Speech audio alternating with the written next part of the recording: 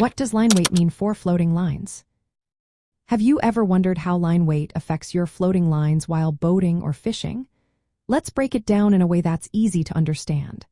Line weight is a measurement of the line's mass, and it plays a vital role in how well your line performs. This weight is usually expressed as a number, ranging from 0 to 12.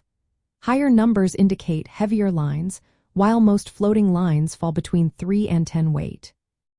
The right line weight is essential for matching it to the appropriate fly rod, which ensures you can cast effectively. When it comes to floating lines, the weight significantly impacts how the line loads the rod during casting. This loading is crucial for achieving distance and control over your presentation.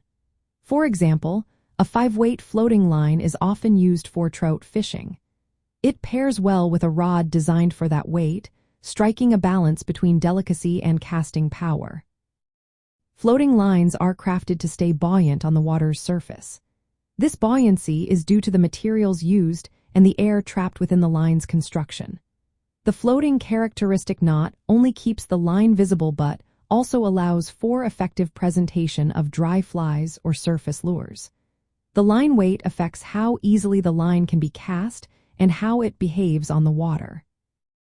There are two primary taper designs for floating lines that relate to line weight. The first is the weight-forward design.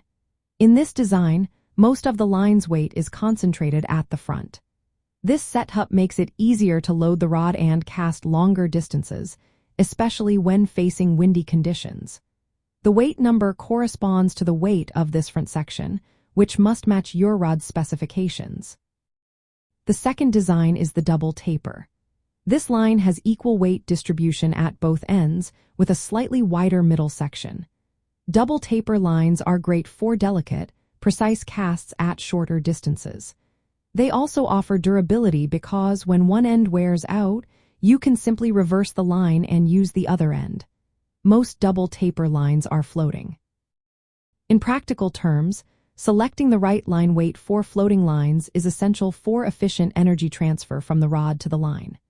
This transfer results in better casting accuracy, distance, and presentation of your fly or lure. If you use a line that is too heavy or too light for your rod, you may experience poor casting performance and difficulty controlling the line on the water.